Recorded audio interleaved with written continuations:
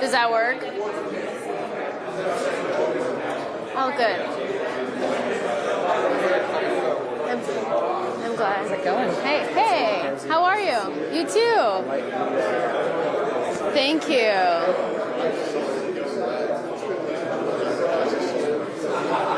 I'm glad someone else showed up. I live around the corner, so I was like kind of taking my time, and I guess I dawdled more than I thought. Well, he's not here, so. I think it's Is he? Okay.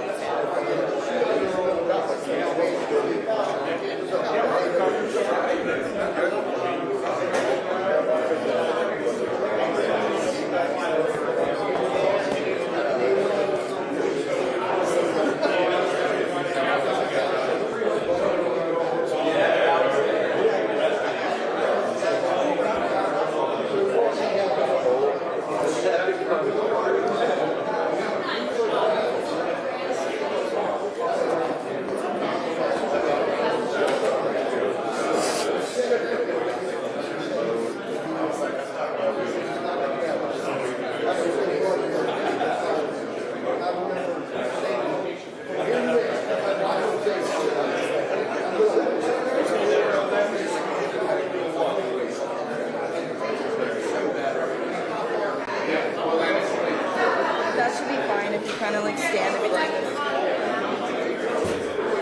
You got some more? Okay.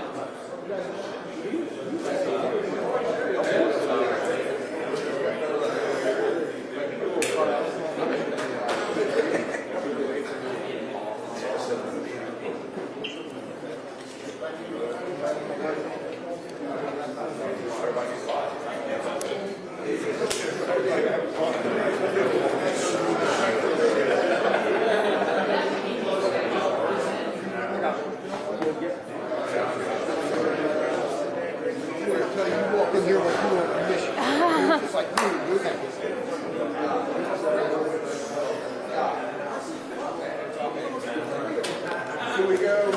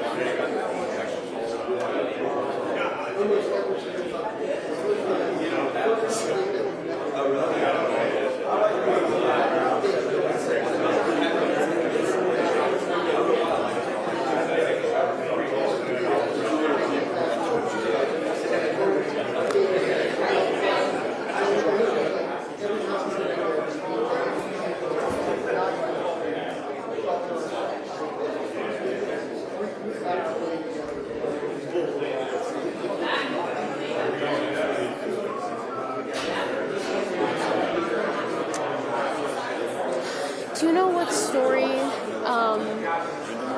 Vince did last week that we have to? Do you know which one that was? I think it was Friday. The kid like swan dives into the back seat of the car. No, I don't think so. I don't think That's the so. only one I remember from last week, but I'm sure I'll be able to look it up. Okay.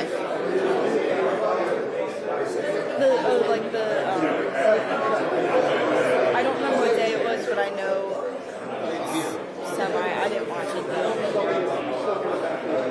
I don't have time for it. I will ask Jeff to send it to us.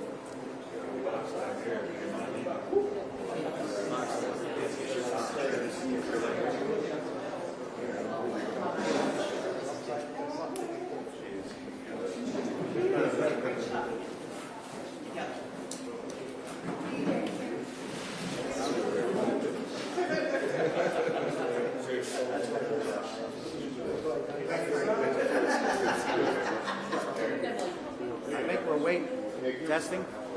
Testing. Hey, check it, plug bag area. Mic check. Testing. Testing. Come on, hold it in.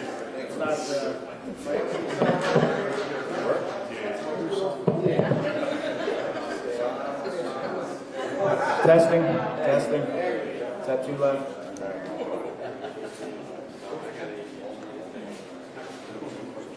There we go. Nick? Yep, focus on this side. All right, whenever you are ready, you ready to go live? All right. Good morning. I'd like to thank you all for coming.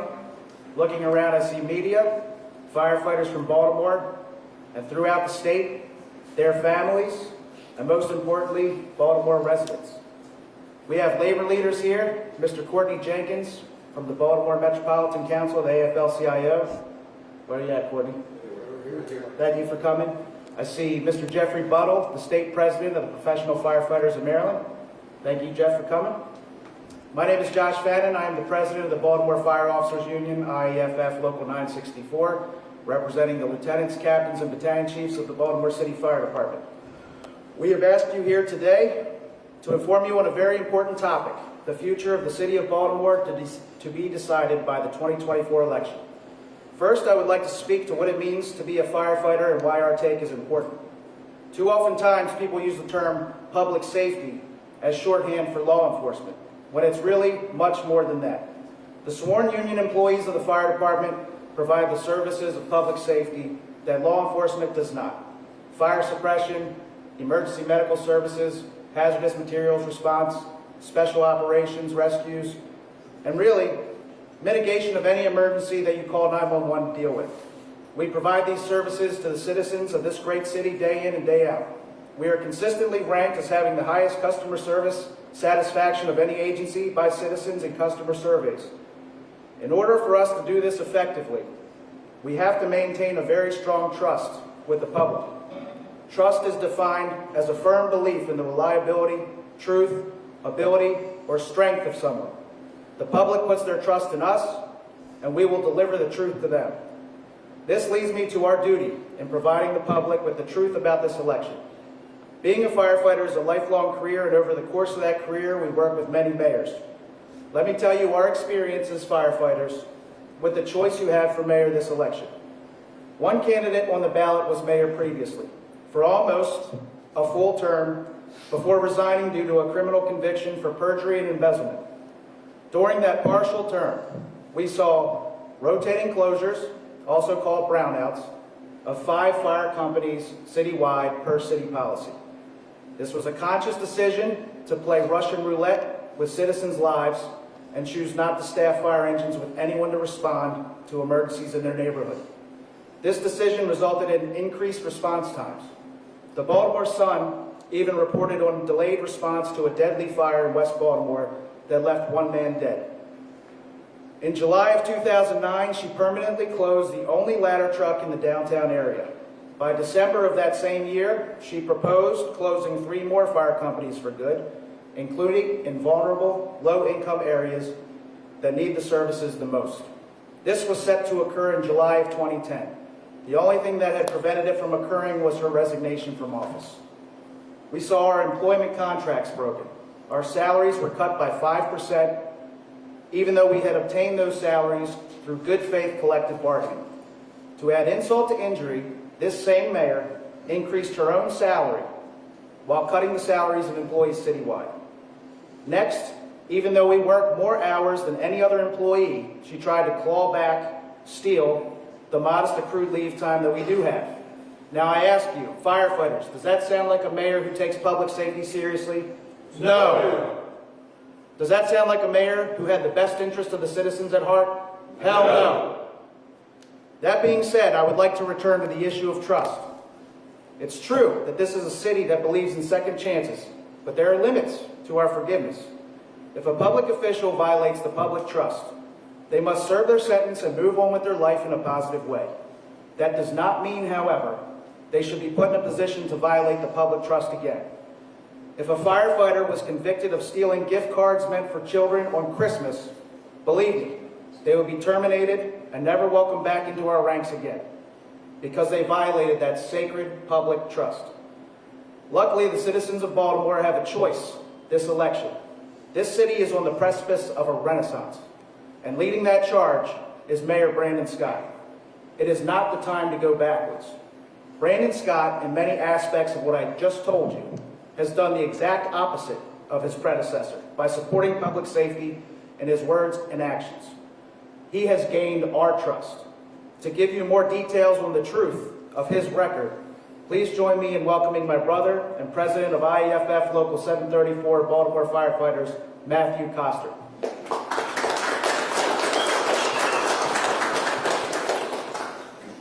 Good morning. I am Matthew Coster, and I'm the president of Baltimore Firefighters IFF Local 734. I would like to thank everyone for coming today. Since I've been president, which has been about 10 months now, Mayor Scott has not only been a friend to me, but also a friend to our members. He has given us a seat at the table, and for Josh and I, and both of our memberships, that is very important. Just listening to us and hearing the issues we face as a department and as a city is something that we won't forget. His first order of business was to save firehouses from closing permanently after Mayor Dixon Slade had shut down even more companies before she left office. Mayor Scott has chosen a fire chief from within the BCFD, and that has helped us tremendously as well, opening doors that were once closed by previous administrations. He also has a plan in place to distribute some of much needed ARPA funds to renovate outdated firehouses. These funds are extremely important to help bring our outdated firehouses to today's standards. He has also increased apparatus replacement purchasing to help our aging fleet of active and reserve apparatus. He has also been working with both locals on pension reform legislation that would help us regain some of the benefits that we previously lost. Mayor Scott promised not to balance the city's budget on the back of firefighters, and he has followed through with that promise. We can stand here today and say that Baltimore firefighters and fire officers, IFF Local 734 and 964, proudly endorse our friend and mayor, the Honorable Mayor Brandon Scott, for his campaign for re-election. Thank you.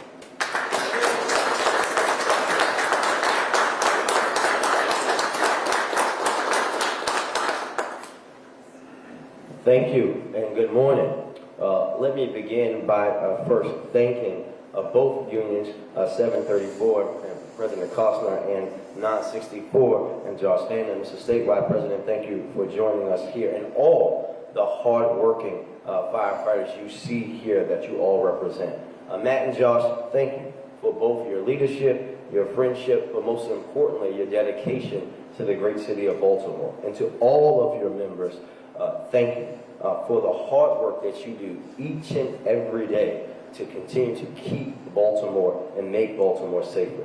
Your service and your sacrifice does not go unnoticed, and we are all grateful for all that you do. We all painfully know that this department in our city has shared more than its fair share of loss over the past few years. We have been through a lot, but I know I have been grateful for how the city and the department has come together to hold those families in our arms and move forward as a city healing together. It shows that everyone in our city knows that Baltimore services and public safety workers are the backbone of our city. Without their service, Baltimore could not have achieved all the things we've accomplished these past 3 years, including records investments in education. Investing in opening new Rexham is not closing it. Historic low of unemployment. Opportunity in basically eliminating the squeegee issues. Millions invested in supporting our housing. And crime reduction done the right way without a return to zero-tolerance policing. And our firefighters have been integral in our success, working tirelessly to keep our community safe. They provide essential city services that improve the quality of life of all residents. As I always say, most of the time, These women and men see people in the hour of need, in their darkest hour, and they rush to that with a care and understanding that most people, quite frankly, would be afraid to do. And this department and these members repeatedly showcases that they are willing to go above and beyond, to care for and be invested part of the community that they represent and serve. These union members know that I will always be committed to ensuring that our city services are fully supported and equipped to meet the needs of our residents and for them to do that to the best of their ability. It will not always be easy, but we will always find ways to get it done. And that they know that I will always have their backs and stand with them each and every day and night. That means not just saying it, but also with my actions investing in them. That's why I've ensured that as Baltimore grows in our renaissance, our firefighters are getting the resources that they need and have needed for quite some time. As we mentioned earlier, so far in my administration, we went out and sought funding for apprenticeship programs and recruitment initiatives that we put in place. We funded new vehicles and apparatus, having the best fleet that this department has had in many, many years, and there's more to come. Invested $25 million towards facility improvements for the fire department. And these investments, with more to come, are just an example of the choice that we have to make in this election. Do we have leadership that continues to prioritize city services and our frontline public safety workers like our firefighters and make the needed investments even when times are tough? Or do we embrace the broken, failed leadership of the past where we saw fire stations closed, firefighters furloughed, attacks on firefighters' pay, simply to balance the city budget on the backs of these hard-working women and men and putting public safety at risk for Baltimoreans? We can't afford to go back to those days, and these union firefighters will not allow us to do so. We are here today because we are doing things the right way, with the right people, with the right intentionality, and that's about what is best for Baltimoreans. Doing things the right way means that you don't tell one story about city service during your time, even when folks like these firefighters know that the reality of what happened then was very different. I won't play that game because the stakes are too high. These are people's lives at stake. And Baltimore already has a great story to tell, and that's what we should focus on.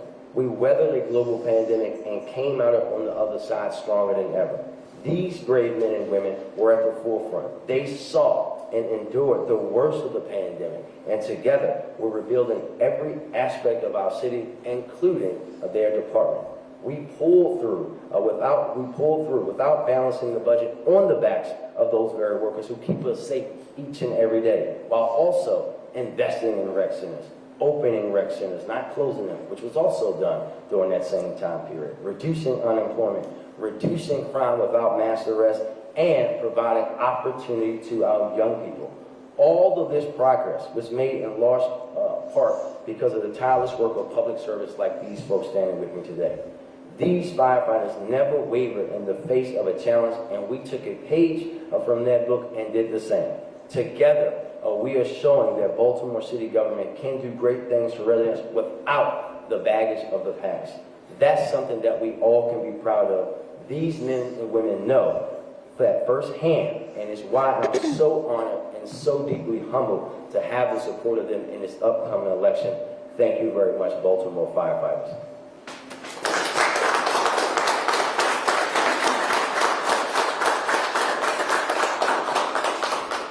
We were going to take some questions. We could just go from right to left. Emily? Good? Emily? During the last few years, I know the fire department had its own turbulence with the resignation of former Chief Ford, with the report that came out. I wonder if union leadership can talk to me about how you navigated that with Mayor Scott and how that informed your ongoing relationship and decision to endorse. I would say that it's true that we have had some very troubling times, going back even a few years now, with significant fatalities that we had to navigate. And talking to Mayor Scott's always kept an open door policy with us. We give him a call and he picks up the phone and we talk through these difficult issues, one subject at a time, and try to map out a plan of where we are and how we can get to a better place, and that's not something that can be done overnight. It takes multiple steps, and he's with us every step of the way, and that significantly influenced our decision because that's not something we've seen in the past at all. Thank you. This is a question for Mr. Koster specifically. About a week and a half ago, you told my colleague you were frustrated that the fire department still hadn't gotten any money from ARPA to help with improvements. How do you square the difference between hearing those frustrations a week and a half ago and now standing with the mayor to endorse him? It was a communication breakdown. I feel like I didn't realize that those funds were being worked on at the time, and now that I know that that's why we have those funds available, and the mayor's working hard to give us a lot of those ARPA money, so it's definitely going to help us out. So the fire department is going to receive some funding? Yes. I have a question for the mayor too. Is that okay? That's fine. Okay. Mayor Scott, this is a little off topic, but in terms of public safety, we know that some new numbers we obtained from the police union suggest, depending on who you talk to, I know the vacancy numbers can vary. They are still showing significant vacancy rates. We have some examples of people in the community who have taken matters into their own hands when it comes to stealing cars or other property crimes. Is that the type of environment Baltimore City voters can expect to see if elected again? No, the type of environment Baltimore City voters can expect to see is having the largest homicide reduction the city's ever seen, seeing public safety go in the right direction. Every city in the country is struggling with recruiting police officers. We're no different. We had a class graduate on Friday. Many cities are not having that. We're going to continue to invest. We're going to continue to work with our partners in the community. But what we're going to focus on is continuing having, as we're talking right now, a 17% reduction in violent crime on top of a historic reduction last year. So what do you say to the people who are continuing to deal with these property crimes? Is that not a priority for you? No, it's very much a priority, and I think you and I talked about this recently. When you look at the numbers of arrests that the police department, our fine women and men in the police department have made for things like auto theft, for things like carjacking, for things like larceny, we can see that the arrests are happening. But as you very well know, what's happening is the same people are being let out, and that's why you, me, and everybody else in Baltimore and around the state is in Annapolis trying to get them to change laws to make sure that there's accountability on the other side. And this is a firefighters event, of course, so I thank you all for your questions. We appreciate you all.